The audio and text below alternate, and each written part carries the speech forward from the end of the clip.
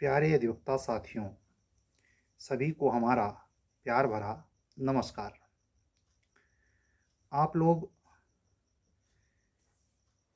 कल के वीडियो को जिस ढंग से सराहे हैं, लाइक किया है, ये संकेत मिलता है कि तीव्र आकांक्षा है आप लोगों की कि जल्दी से वैकेंसी के बारे में स्पष्टता आ जाए। किसी की भी निंदा करने की ज़रूरत नहीं, किसी को बुरा भला कहने की ज़रूरत नहीं। कयास स्वाभाविक है। आप लोग समझदार लोग हैं। समाज के प्रबुद्ध वर्ग में अधिवक्ता बंधु आता है। हल्के में अपने आप को कभी लेना मत। हाँ, बेमतलब का अहंकार नहीं दिखाना है कि हम वकील हैं तो हो गए, नहीं।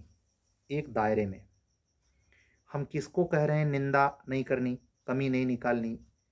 हर व्यक्ति कयास लगाता है। किसान जब खेती बाड़ी में कुछ ज़मीन में डाल देता है तो जब वो छोटे छोटे पौधे निकलते हैं तब से लेके फसल कटाई मड़ाई से लेकर घर में भंडार गृह में डालने तक आस ही लगाए रहता कि नहीं रहता। वर्षों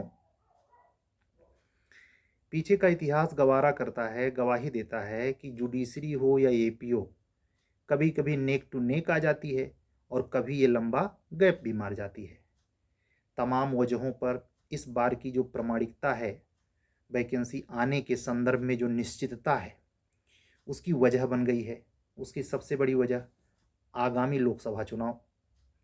तो कयास को और बल मिलता है। आप जो भी कुछ सोचते हैं निराधार नहीं सोचते। एक तो जो लॉ के फील्ड का स्टूडेंट होता है, चाहे अधिवक्ता बंधु हो या बहन हो, उसमें इतनी समझ आ जाती है, अगर वो गलत दिशा में नहीं है, कि किसी भी बात को तार्किक आधार क्या है। मनोवैज्ञानिक हो सकता है वो बाद में समझ पाए, लेकिन तार्किक आधार पे तो जरूर कोशिश करता है समझने की कि बात सही कही जा रही है या मन गढ़ंत है या केवल फेंकी जा रही है। तो हम हो या कोई अन्य यूट्यूबर हो या कोई व्यक्ति हो, इसके बहुत प्रेशराइज्ड करके या बहुत ज़्यादा उस पर खोद बीन करने की ज़रूरत नहीं। मैं शुरू से कह रहा हूँ वो समय बचा के पढ़ाई लिखाई में खर्च करनी है। मेरी कोशिश ये रहती है जो सूचना मेरे तक किसी भी अन्य सोर्सेज के माध्यम से आती है, जब वो मुझे प्रामाणिक लगती है तब मैं आपसे चर्चा करता हूँ। ऐसा आप पूर्व में भी देख चुके हैं कि 10 बात में अगर 8 सही हो रही है तो 2 बिल्कुल सटीक नहीं सही होती। तो क्या करें, इसके लिए गला दबा लें? नहीं भाई, कयास इसी का तो नाम है कि भाई आ रही है, कमीशन है, सरकार है, कार्मिक मंत्रालय है, अधिकारी हैं, इनके बीच का एक समन्वय होता है आपका विज्ञापन। एक बात पे चर्चा करूंगा। कुछ बच्चों ने जब ये यूपीजे का मेंस का रिजल्ट आया तो कई बच्चों ने प्री लेवल के कट ऑफ की बात पूछी कि मतलब यूपी जुडिशरी में प्री पे कितने पे सिलेक्शन हुआ था। तो आपको एक जानकारी दूंगा, उससे आपका संशय मिटेगा। वो ये है कि हम आज की डेट में जब आपसे हम ये रिकॉर्ड कर रहे हैं 14 नवंबर है आज। क्यों? हाँ, 14 नवंबर है और 2:15 हो रहा है। अभी 10 मिनट पहले हमने जीएस की क्लास रिकॉर्ड की है। 2:15 पे लगभग सारे लोग सो रहे होंगे, इक्का दुक्का जग रहे हो तो नहीं कह सकते, लेकिन मैं जग रहा हूँ, ये तो मेरी आदत है। तो मैं सर्च कर रहा था 13 नवंबर की डेट में, क्या ये आर ओ की प्री की कट ऑफ या 21 वाली। तो मुझे जानकारी मिली, ये शायद आप इससे सहमत होंगे, अभी 2021 आर ओ जिसको ज्वाइन करा दिया और 23 की वैकेंसी आ गई, भरा जा रहा है। 24 नवंबर लास्ट डेट है। उस परीक्षा का मेंस का कट ऑफ तो दिया कमीशन ने, लेकिन उस परीक्षा का प्री का कट ऑफ अभी तक नहीं दिया है। तो आप लोगों का कैसे दे देगा? तब एपीओ वालों का कैसे दे देगा? इसीलिए सबका मेंस का कट ऑफ तो आ जा रहा है लेकिन प्री वाला नहीं दे रहा हो। क्या राज है, क्या प्रॉब्लम है, कमीशन जाने। लेकिन ना तो उसने समीक्षा अधिकारी की प्रारंभिक परीक्षा का कट ऑफ बताया, ना तो यूपी एपीओ की प्रारंभिक परीक्षा का कट ऑफ बताया, और ना ही यूपी जुडिशरी के प्रारंभिक परीक्षा का कट ऑफ बताया। अभी सब पेंडिंग लिस्ट में है। इसका कहने का मतलब ये नहीं कि बताएगा ही नहीं, बताएगा, लेकिन उनको कायदे से ज्वाइन कर लेने के बाद अपने हिसाब से। तो ये कमीशन का अधिकार क्षेत्र है, इसके खिलाफ अगर कोई पिटीशन डाले या रिट कोई पिटीशन लगाए तो कमीशन के क्षेत्राधिकार में कमीशन की पॉलिसी का विषय होने की वजह से उसकी पिटीशन रिजेक्ट कर दी जाएगी। हम उसमें कुछ कर नहीं सकते, स्टेट की बॉडी है वो, परीक्षा नियामक स्वतंत्र निकाय है, जानते हैं आप। तो ये बात मैं उन अधिवक्ता बंधुओं और बहनों के जिज्ञासा को शांत करने के लिए उन्होंने उस समय सवाल पूछा था, तो मुझे जानकारी क्लियर थी नहीं, तो मैंने कोई जवाब तो नहीं दिया, लेकिन लाइक किया या कुछ कमेंट किया हो मुझे याद नहीं। तो आज जब मुझे यह स्पष्टता हुई तो मैंने कहा इसको हम आज के वीडियो में बच्चों से साझा करेंगे, जिससे वो भी थोड़ा मुतमईन रहें और इसको लेके बहुत व्यग्र ना हों। एक मोटा मोटी जो गेस है कि 280 गई जनरल की, 270 के ऊपर ओबीसी गई, ये संभव है, कोई बहुत बड़ी बात नहीं है, क्योंकि लगभग आंकड़े समान आ जाते हैं जब। लेकिन एक डाटा तो होना ही चाहिए भाई, वो पर्टिकुलरली कहते हैं ऑफिशियल डाटा है। जैसे मेंस की आ गई तो आपको क्लियर हो गया कि हमारा हिंदी में कम है, फलाना कम है, ढिम का एक माइंड सेट, माइंड मेकअप बन जाता है। तो ऐसा प्री लेवल पर अभी ऑफिशियल जारी ही नहीं हुआ है, तो कैसे आदमी को पता चलेगा? ठीक है, तो इसके बारे में इंतजार ही कर सकते हैं। कुछ बच्चे पूछते हैं कि आज जैसे हमारे यूट्यूब लिंक पर कुछ अधिवक्ता बहनों ने कमेंट किया था, क्या सर यूपी एपीओ की वेटिंग लिस्ट आएगी? आप लोग शक क्यों करते हैं? अगर 24 लोग जज बने हैं, 200% आएगी। ये 24 उसमें जुड़ेगा नहीं, लेकिन इसका मतलब आप लोग ये मत निकाल लीजिएगा कि अभी वेटिंगवा तो जरिए नहीं किया तो कैसे नई वैकेंसी निकाल दिया। अरे भैया, नई वैकेंसी का इस वेटिंग लिस्ट से कोई लेना देना नहीं है। जो बच्चे चयनित हो जाएंगे वो काहे देने जाएंगे एग्जाम? आप देख रहे हैं कि आर का फार्म जो 24 नवंबर तक भरा जाना है, कम से कम 6 लाख फार्म पड़ेगा। बता रहा हूँ, इतनी बड़ी सीट आई है, 6 लाख से कम फार्म नहीं पड़ेगा। और आपका जो एपीओ आता है, बहुत बम उसके 70,000 लड़के, हद, सॉरी 29-30 हज़ार जे में रहते हैं, और 50 से 70,000 80,000 के बीच में 1 लाखों नहीं होते। आपकी वैकेंसी की बात कर रहा हूं जिसमें 250 सीट आने की बात है, एपीओ, समझ रहे हैं? तो उन सारे में जैसे ये कसमकस रहती है, ये इन सब चीज़ों को ध्यान रखा कीजिए। सिविल वाले हिस्से से ही आप लोग भी प्रभावित होते हैं, क्योंकि कमीशन ही आपकी परीक्षाएं लेता है। और कमीशन, जैसे आप आज की जीएस के क्लास में मैंने बच्चों को बताया है कि कैसे सवाल पूछता है वो, किस कोट एरिया में। वो पीछे ट्रेडिशनल जो एक्सपर्ट थे सवाल बनाया करते थे, नए में क्या परिवर्तन हुआ है तो उस पर कैसे ध्यान दें। नहीं तो इतनी पत्रिकाएं चाहे पतली हो या मोटी, ये समुद्र हैं और कोई आदमी पूरा थोड़े याद कर पाता है, जो मेमोरी में रहता है वही लिख के आता है। तो आर ओ के जो एग्ज़ाम्स होने हैं या जो उसमें सरकार की पॉलिसी रही है आर ओ का फाइनल करने के लिए, मैं ये पक्का यकीन से कह सकता हूँ कि लोग अंदाज़ा 111 पद या ऐसे कुछ का लगा रहे थे, 150 के अंदर, और आई कितना, 400। 400 मतलब आप समझ लीजिए 300 कुछ पद है जो समीक्षा अधिकारी का ही है, समझ रहे हैं? तो ऐसे ही ये प्रिडिक्टेबल जो एक चल रहा है, एक अपने आप में काबिल तारीफ होगा कि उससे बेटर करके गवर्नमेंट दे, क्योंकि इलेक्शन है। तो एक अनुमान अंदाजा हर दिन लगता है जब तक वो गजट नहीं हो जाएगा। जिस दिन गजट हो जाएगा उस दिन आदमी शांत हो जाएगा, नहीं सवाल जवाब करेगा उस पर। हम देखते हैं जिस दिन हम वैकेंसी पे चर्चा कर देते हैं उस दिन आप लोग बहुत कौतूहल बस खूब चेक करते हैं और संख्या हजारों तक पहुंच जाती है। लेकिन जिस दिन अगर हम पढ़ाई लिखाई की बात करते हैं तो 250-300 तक रह जाता है। और हाँ, हमारे क्रैश कोर्स से जुड़े हुए बच्चों, हम आपसे हाथ जोड़ते हैं भाई।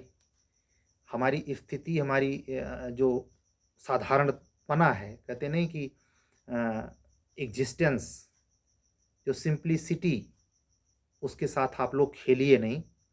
ठीक है, थोड़े समय बाद हम भी स्ट्रांग लेवल पे आ जाएंगे, लेकिन जब तक हम सिंप्लिसिटी का मतलब कहने का, जब तक हम सहज अस्तित्व में हैं, हमारी क्रैश कोर्स की क्लास को शेयर मत करिए। आप लोग ये क्यों नहीं समझते, जब आप शेयर करते हैं और कोई तीसरा देखता है तो हमको पता चलता है, हमारे जुड़े हुए कैंडिडेट हमको मालूम है, और जब वो अन्य लोगों तक पहुंचती है तो जैसे वो देखता है व्यू बढ़ जाता है भाई। हम किसी का नाम नहीं लेंगे, ना किसी की हम फ़ोन करके शिकायत करेंगे, लेकिन हाथ जोड़ के सबसे हम रिक्वेस्ट करेंगे कि आप लोग ऐसा मत कीजिए। हमारी मेहनत सोचिए, सोचिए हम 40 के हैं और आप लोग जिसमें मेहनत कर रहे हैं, कोई 24 का है, कोई 25 का है, कोई 30 का है, कोई 32 का है। आपको समझना चाहिए कि हम भी करियर में अपना पैसा, अपने माँ-बाप की आकांक्षा, अपने से जुड़े लोगों की निराशा के साथ मैं भी जी रहा हूँ। तो हमारे सहजपने का दुरुपयोग ना करें। मैं यहाँ से कह सकता हूँ, बाद में ये नहीं कहूँगा जब मैं सिक्योर या सेपरेट ज़ोन में चला जाऊँगा। ऐसा मैं अन्य क्लास के प्रति नहीं कह रहा, जीएस वाली क्लास पे भी ऐसा नहीं हो रहा, लेकिन मेरी लॉ की क्लास में ऐसा हो रहा है। और मैं दिल पे हाथ रख के कह रहा हूँ, मेरी क्लास को देखने वाले दिग्गज लोग हैं, जो कभी हमसे नहीं जुड़ेंगे। लेकिन हमारी क्लास को वो कम से कम, ये तो मैं नहीं कहूँगा, आरोप नहीं लगाऊँगा कि वो चुरा रहे हैं या उसको कॉपी कर रहे हैं, लेकिन ये ज़रूर देख रहे हैं। हाथ जोड़ के विनम्र रिक्वेस्ट कर रहा हूँ कि आप ऐसा ना करें। मैं ना तो इस पर कोई लीगली कार्रवाई की बात कर रहा हूँ, नहीं। मैं अभी विनम्र रिक्वेस्ट कर रहा हूँ, अन्यथा मुझे विवश होकर अपने मेन काम को रोक कर ये करना पड़ेगा कि हम इसको सिक्योर जोन में आ जाएं। आपसे सिफारिश करने की ज़रूरतें ख़त्म हो जाएगी। तो मैं इसलिए सार्वजनिक मंच पे, यूट्यूब पे बात कह रहा हूँ, जिससे अन्य अधिवक्ता साथी भी इस बात को समझें और ऐसा ना करें।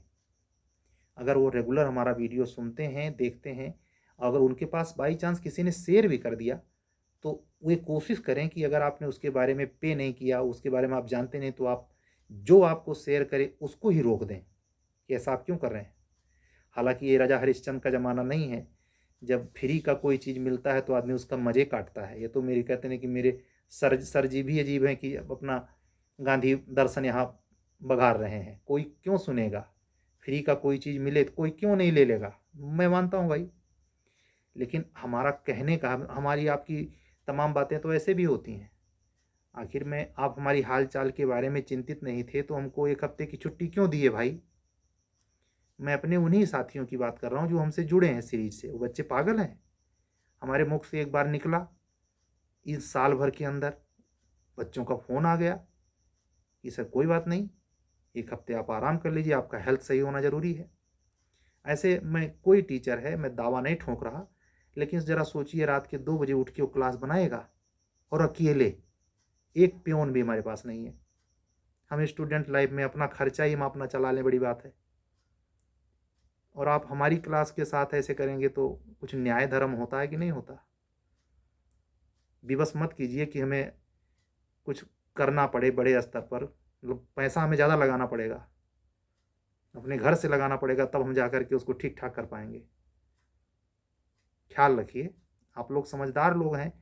समाज में देखिए, कोई चीज़ होती है उसकी मान मर्यादा होती है, और जब आप मान मर्यादा में चलेंगे तो परमात्मा आपकी मर्यादा की चिंता करेगा। मैंने अनुभव किया है, मैं अपने घर में भी शिकार हुआ हूँ अपनी इस सज्जनता का।